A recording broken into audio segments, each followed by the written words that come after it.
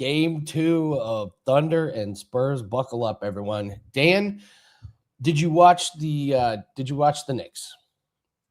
Yeah, so I was able to catch the end of that Knicks game. I was doing my coaching duties, as you well know, Andy. So when I got back, I was like, wait, are we getting another overtime game? However, the first overtime and only overtime of that Knicks Cavs game was not nearly as exciting as the other series, but back-to-back game ones going to overtime, man.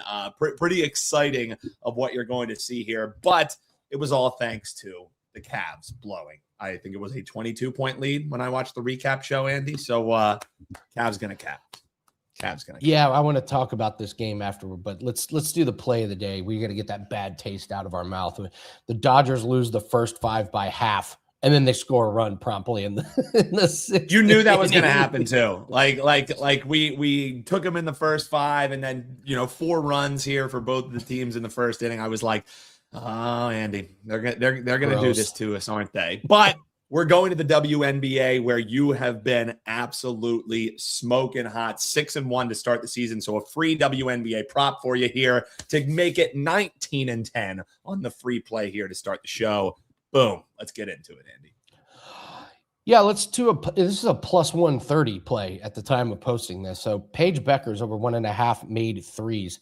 Her minutes and her opportunities look pretty solidified. She's getting exactly 32 minutes every game, and she's getting 4 to 5 3-point attempts, and she is lights out, 60% from 3-point land. So if she gets 4 to 5 attempts and is still shooting 60%, we're going to get to this 2 or 3. And the Sky, they give up about 7.3 made threes per game. This could be a tough game for them. First game without Rakia Jackson starting, who's out for the season with the torn ACL. So if you leave Beckers open, she's going to drain those threes at 60%. So plus 130, it's way, way too good to pass up. I think she was 4 or 5 last game. So she's a sharpshooter, man. She's really good when you leave her open. So let's cash on this plus 130. That's your Wager Talk Today play of the day.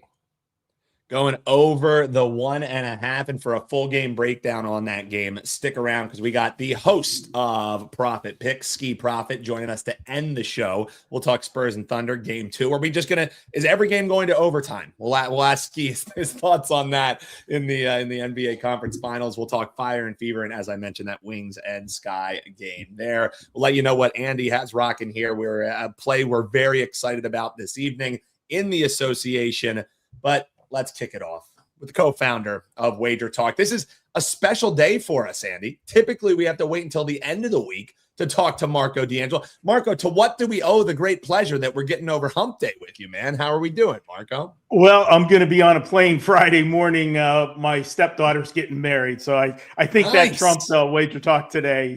So yeah, we'll be out on Friday. So we moved me to Wednesday this week and get you over the hump. And guys, you talked about those 2 overtimes, the first 2 games. I think really you should open with a moment of silent meditation for the underbettors because both games killed the underbettors with the overtime. And, the first game with OKC in San Antonio, it took not 1, but 2 overtimes to lose that under. You talk about bad beats for the players, anybody that had an under. In either one of those games, I got a feel for you. I did not, or I wouldn't be as, smiling about talking about them, but we all love the bad beats. Yeah, pour some out for our underbetters. We're sorry, but hey, tomorrow will be another day. Tonight will be another day, as a matter of fact, since you're going to have another chance to go back to the Spurs and Thunder, and that under's been getting hit, so we'll talk to that with Skee. But, Marco, let's talk a little ice action with you, man, and we'll talk a little diamond as well. We're going to go Red Sox, Royals, Brewers, and Cubs, but let's start with your Vegas Golden Knights as they're taking on the Colorado Avalanche. Last week, we asked folks across all sports, what are some of the absolute wagon teams, the teams that just look unstoppable? And one of the most popular answers was this Colorado Avalanche team. So now Vegas and them kicking off here, or dropping the puck tonight, so to speak, Marco. What do you think about this game 1? What do you think about the series for the Golden Knights taking on the Avalanche here? Yeah, I'm going to end up giving you guys a play for the series. Game 1, I think, is a little bit tricky because Colorado's been sitting around for so long. Okay. We saw that, we always like to throw the sports cliche out there. Sometimes we should do a show with just sports cliches, all of them, rest versus rust. Okay. And we saw that, in the first half last night with the Knicks. They were, putrid in the first half, shooting from 3. So that is my concern with Colorado in game 1 tonight, and why I think this is the tricky one for them. I still think they get the win. This has been the best team all year, guys. Let's face it, Colorado from start to finish. Every team goes through their peaks and valleys, but this team, went wire to wire, to use a horse racing term. The thing about it, they're 8-1 in the playoffs. And I'm pretty proud, and I'll pat myself on the back. A couple of weeks ago, when I was on a Friday, I told you I had a 5% play going on Saturday. And that play was Minnesota in game 3 against Colorado. The only game Colorado was lost in the playoffs. And it was a unique situation because Minnesota obviously was down 0-2 going back for game 3. But I had never seen the situation that we had going into game 3. Game 2 was played on Tuesday. They didn't play game 3 until Saturday. That gave Minnesota 3 full days of practice to go to the chalkboard, make changes. And the last thing that you want, if you were Colorado, is to be sitting around when you're on a roll. We talk about it in football coming off the bye week. I don't like teams that go into the bye week on a roll. Last thing you want to do is stop momentum. And that's why I was on Minnesota in that one. So that's their only blemish in the playoffs. Now, everybody's going to talk about Vegas and how good they've played once they fired Bruce Cassidy in a stunning move at the end of the season. Here's the thing on Vegas.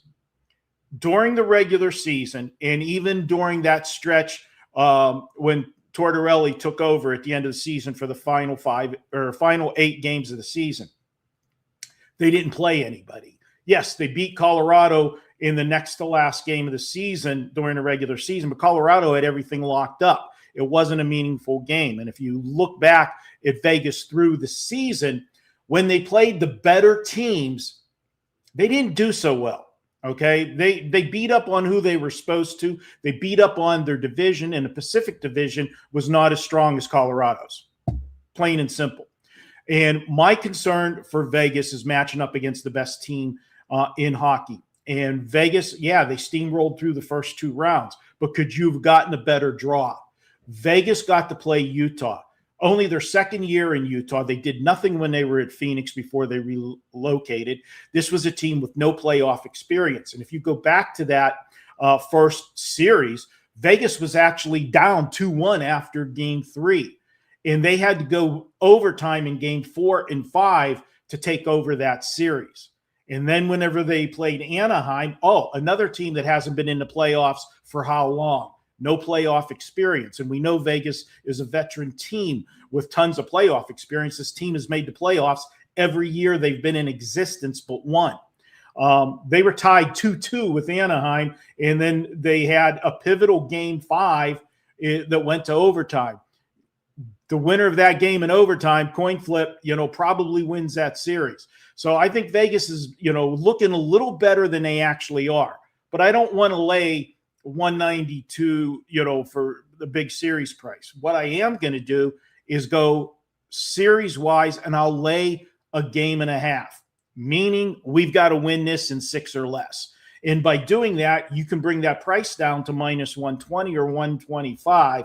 That's the way I see this one going. I do lean to Colorado slightly in game 1, but I think this is the tricky game for them, how they come out. I will give Vegas the slight edge in goalkeeping. Hart has been sensational for the Golden Knights.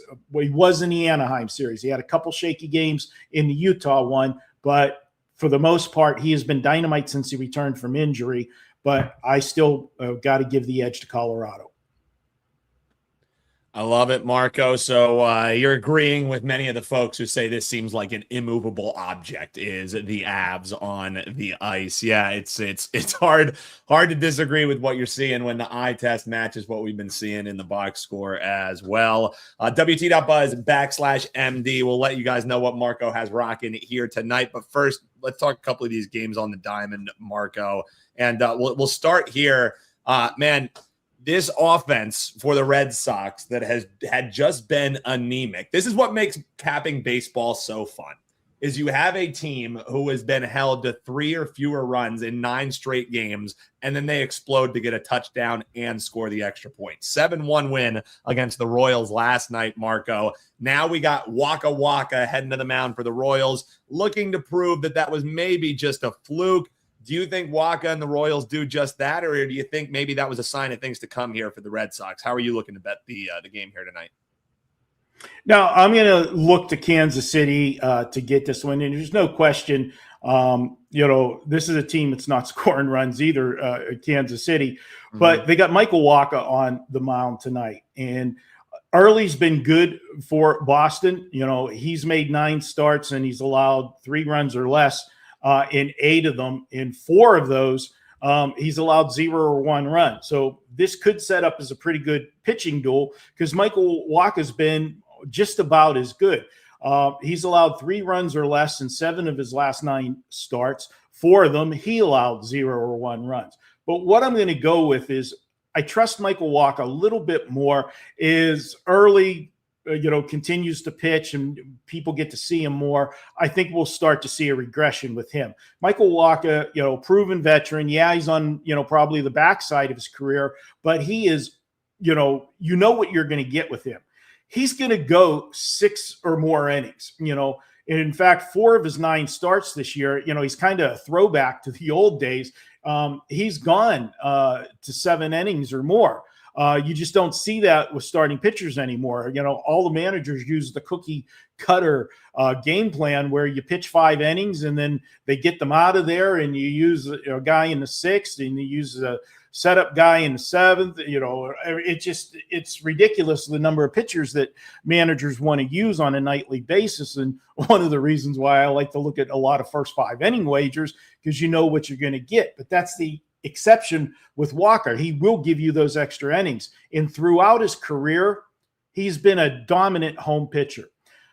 When he takes the mound, his team in home starts through his career, how about this? 95-55. That's a pretty impressive number.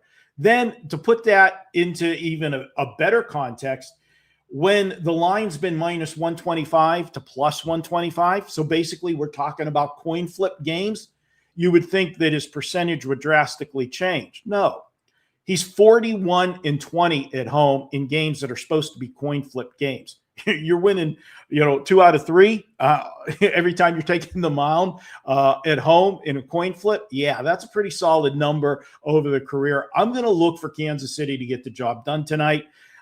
Give me Kansas City and Michael Waka. And this is one of those ones where I definitely specify pitchers. I want to make sure we don't get a last minute change. I want Michael Waka on the mound. Waka Waka it is by Marco D'Angelo. Marco, 2 teams that are in quite different current form is what you have here in this next matchup. One team that's gone 2-8 over their last 10. They're staring 4 straight losses here. In the face are the Chicago Cubs, and the Brewers. Man, they've been looking great. 10 of their last 12 have been dubs for the Brewers. They're looking to go against the sweep here on the Cubs, the home side. Do you think the Cubs finally can punch back a little bit here? What do you think about this pitching matchup and how this final match as the Brewers are looking for the sweep here shakes out? There's no question. You say two teams going in opposite directions, and Milwaukee's doing it, with their pitching. They've held 6 of their last 7 opponents to 3 runs or less. You continue to do that, you're going to win baseball games. And as you touched on the Cubs in that 2-8 slide over the last 10, let's be fair though, and let's look at those 10 games. They played the red hot Atlanta Braves on the road. Then they had that series against crosstown rival, the White Sox. Okay. And the White Sox surprisingly are playing well right now. And, that is this, a series, it when we just had last weekend, rivalry weekend where you had the Mets and the Yankees on stuff. The White Sox are the little brother, just like the Mets are the little brother to the Yankees. And I always talk about the little brother gets up for big brother when they're playing. So that was a tough series for them. And then who do they draw next? Red hot Milwaukee. So on paper, it looks like you just want to take Milwaukee. But given the strength of schedule that the Cubs have played, I'm going to give them a little bit of pass on this slide. And I'm going to look for them to get the job done here tonight, because I know it's a game in the middle of May. And you don't want to say, games are, bigger games than others. But anytime you play a division rival, especially one you think you're going to be battling with to win the division, you do not want to get swept. Well, you don't have to be, a math expert to realize the difference between 1-2 in a series and 0-3. Okay. It's a big swing in the standings. So the Cubs are going to, they're going to be focused. They're going to bring everything they got. And the Cubs have played well at home. This is a team, they're 18-6 on the season at home, trying to avoid being swept against a division rival. I think it sets up for the Cubs to find a way. Both pitchers are, pitching well. Obviously, Kyle Harrison's been a nice surprise, but Cabrera, he's allowed 3 runs or less in 8 of his 9 starts. I think he's going to keep them in the game. I'm going to go ahead and take the Cubs to find a way to win this one tonight against the Brewers and avoid the 0-3 home sweep with the Cubs tonight. Yeah, and Marco, before we talk about what you have up, I would also add that this is the first time in May that the Cubs have not sat in first place, and it happened against the division rival with a 5-2 loss. Talk about a pissed off clubhouse there in Chicago. Yeah, I think maybe a bit of a motivational edge. So I was looking towards this one. This was on my short list as well. So I'll co-sign that one with you there, Marco. WT.buzz/MD. What do we got rocking over there, Marco, for the potential clients? Well, we've got a big play going. We got a 5% play, guys. Last time I was on this show, it was that Minnesota team on a Saturday. That was 2 weeks ago. You guys know that I don't release a lot of 5% plays. We've hit 7 of our last 8 5% plays across all sports. But guys, I'm going to give you a number here. And I had to even double check this morning because I hadn't released the 5% in the NBA all year. And I had to look back at my record. Going back to March 31st of 2021, I've only released 12 5% plays in the NBA. I'm 11-1 with those 5% plays. Ooh. And it's a situation where I've got to play. It's not tonight. It's tomorrow. I'm telling you about it now, and I'm going to tell you to get the play now, get the best of the number. Head over to WagerTalk.com. You can pick that game up, $35 for the 5% play. But that would be silly. Buy a 3-day package right now for $49. You'll get all my plays tonight. You'll get all my plays on Thursday. You'll get all my plays on Friday. And that would include that 5% play tomorrow night.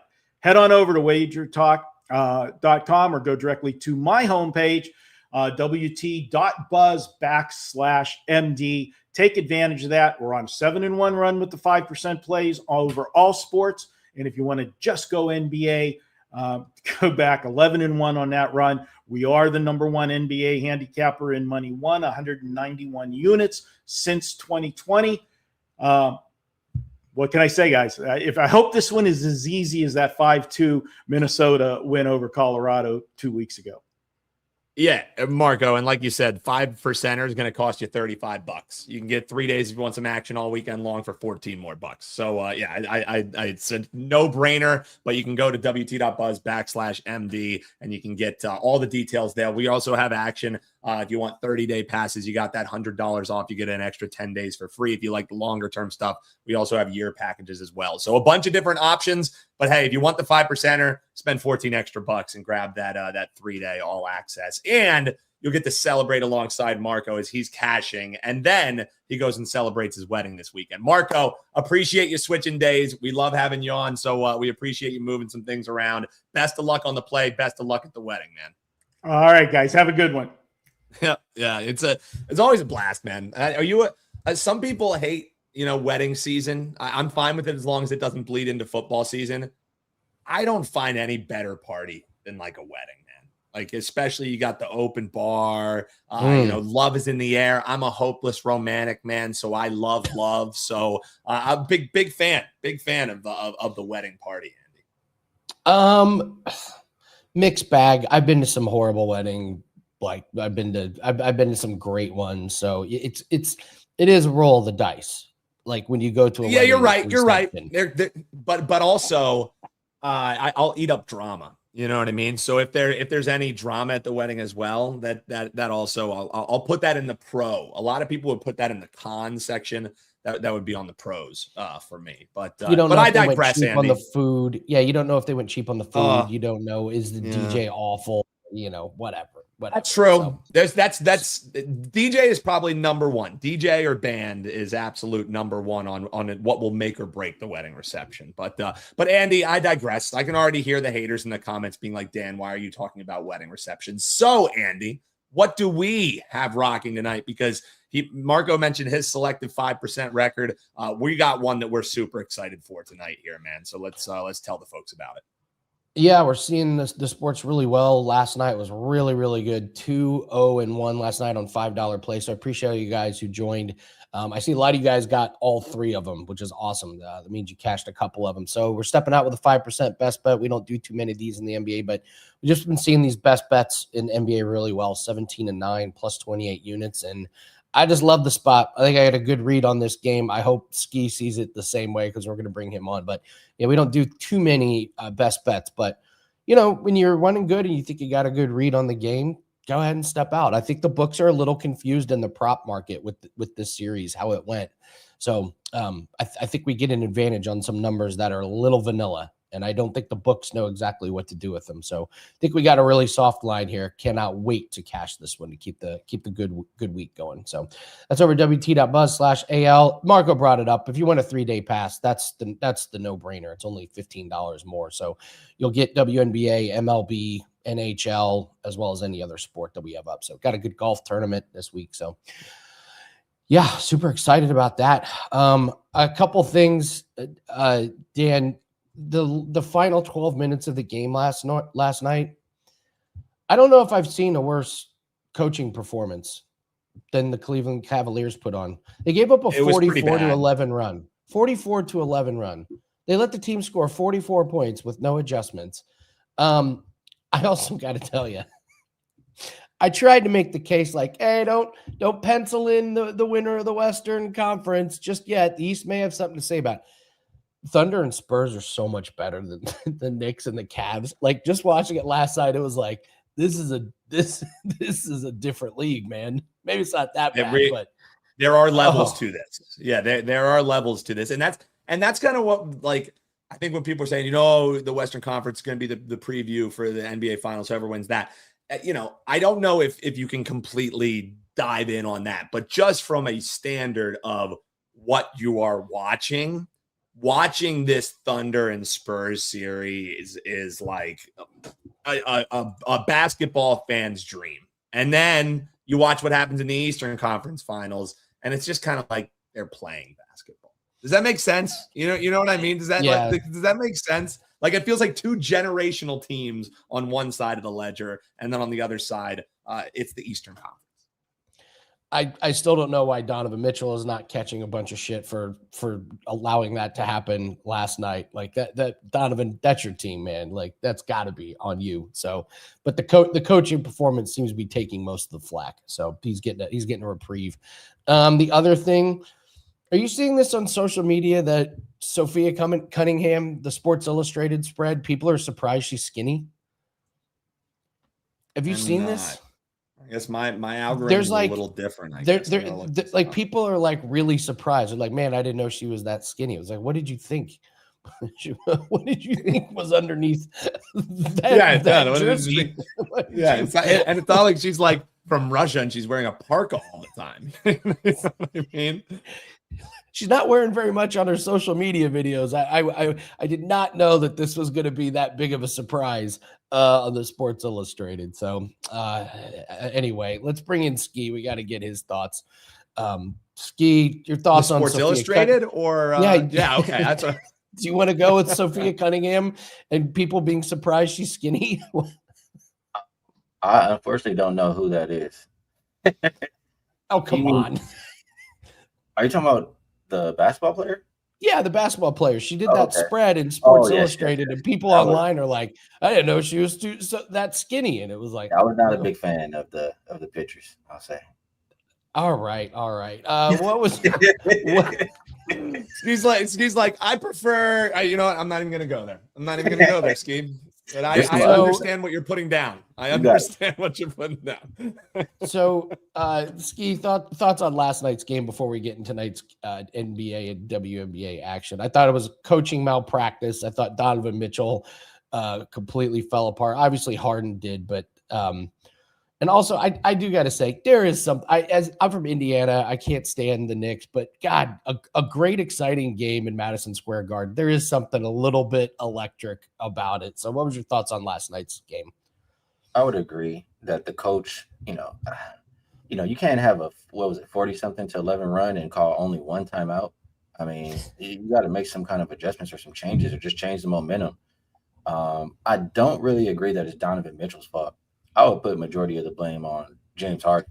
I mean, the last 8 minutes? I don't know, the last whatever run the Knicks where they went crazy. It was literally just attacking James Harden time after time after time. Like every clip, they're just scoring on him. So I will put the blame on him, put the blame on the coach for not calling a timeout, for maybe not taking James Harden out for a little bit, something. You got to change some stuff up when the momentum changes like that. So I agree with that. There's something I do disagree with. I know that the Spurs and the Thunder have looked like they're in a league of their own, but I think that the East can compete. I wouldn't say the Cavs, but the Knicks offense, I think that they can give either team really trouble with the way that they've been playing lately. So I don't think it's so easy to just say the West is going to win this year. The East needs the West to really beat each other up, in my opinion. They need more double overtime games. But we'll see. But let's talk about this game tonight. We got Spurs and Thunder, game 2. I want to get your take on this one because I've got a pretty strong opinion of how this game is going to go. So, what do you think about game 2 here? Yeah, in general, we see this spot time and time again, and it's the home team. Can't afford to go down 0-2. You're absolutely going to get the max effort and best performance you can possibly get from them. Will it be enough for the Thunder? That's what I think about. I mean, usually it's the better team as well who's in these situations. Are we sure that the Thunder are the better team? The Spurs are beating them now, 5 out of 6 meetings so far this season. The Spurs, in my opinion, have the best player on the court. I'm not running to the window, to go bet the Thunder minus the 7 points. I think that there's still some value on the Spurs side. Now, what I do, the total, it did come down from, I think, game 1. And it's actually going up from the opener. That I do agree with. The market moving it up. You have to make adjustments. The Thunder are not going to go out there and do the same exact thing that they did in game 1. The team that lost usually makes the adjustment. And they were also rusty after being off for a week. The adjustment in my mind that they make is you have to take Hardenstein off. You can't play Hardenstein and Chet together when you have Wemby down there taking up so much space. Like it doesn't leave enough space for the rest of the team.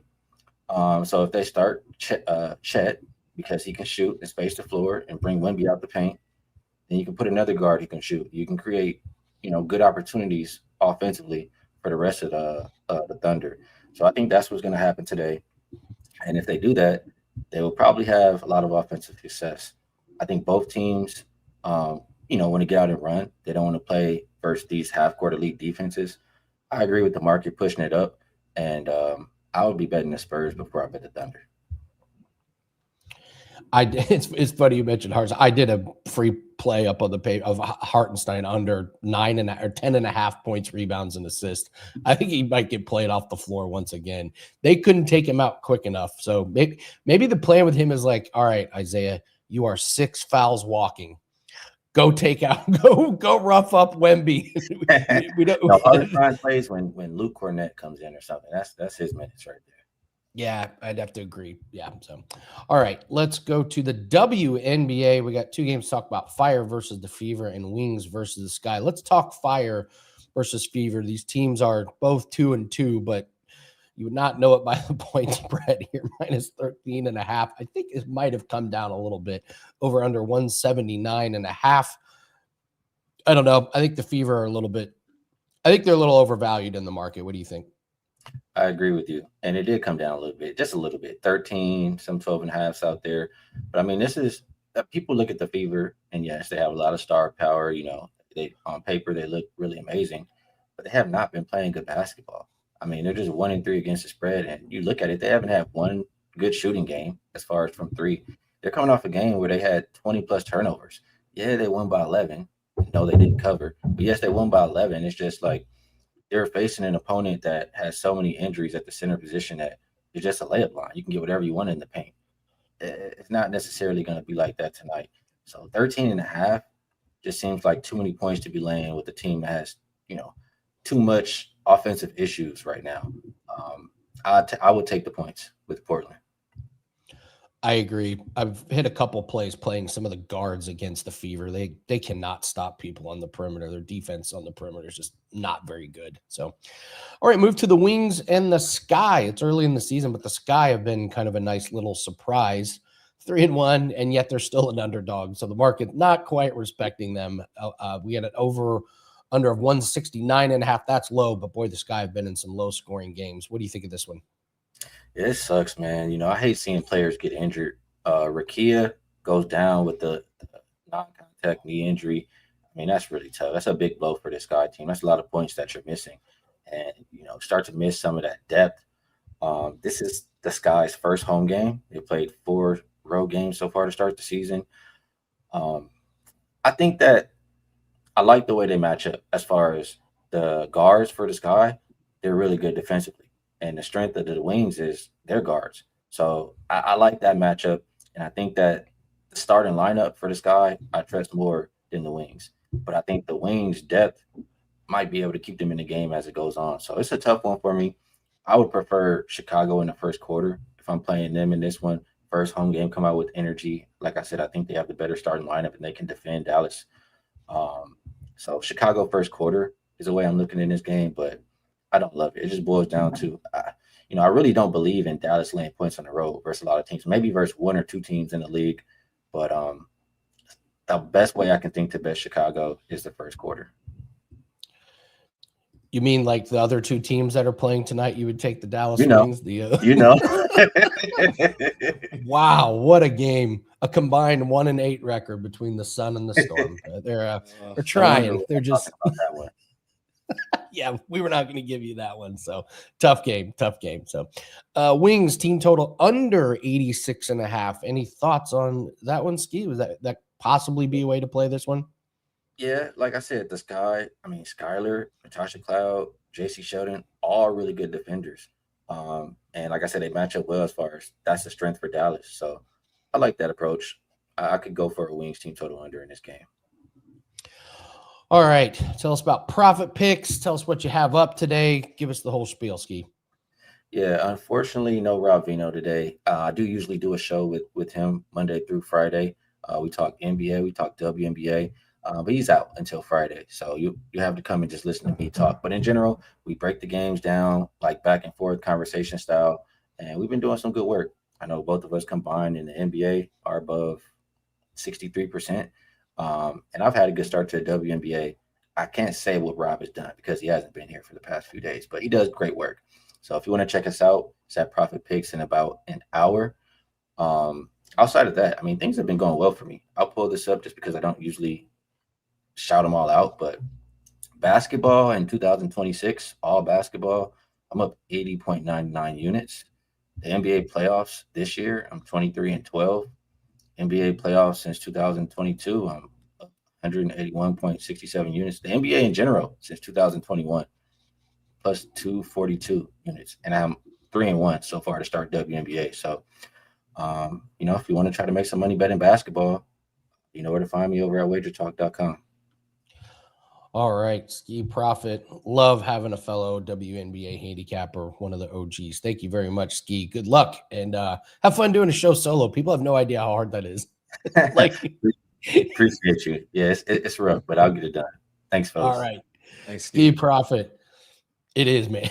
Bring your questions. They like Brian, he had the question on the team total under. Like, if you want to help out Skee, check out Profit Picks today. Hit the subscribe button. That's number one, because then you're going to know when Skee goes live. But number two is head on over, Profit Picks, right around 1:30 Eastern time today, and help Skee out. You know what I mean? Ask him a couple questions, bounce some plays off of them. That's why we do these live shows. Like, if we wanted to just, sell packages, if we wanted to just get people's eyeballs on us, what we would do is the solo gamers, the double gamers, the recorded stuff. YouTube prefers that content. The reason why we do these live shows is so that we can interact with the audience and we can give you guys real-time information. So use these free tools that we give you, like these live shows. Interact with them, guys, or else they could potentially end up going away if it's not worth our time. So make sure that you're interacting with the shows. Hit that like button and subscribe. We're less than 1,500 it is now, Andy, away from having 250,000 subscribers. So really, guys, we do these live shows for you, this community that we have built. So keep those comments coming, keep those questions coming, keep those likes and subscribes coming, because that's how we can continue to do this. Yeah, don't overload them though.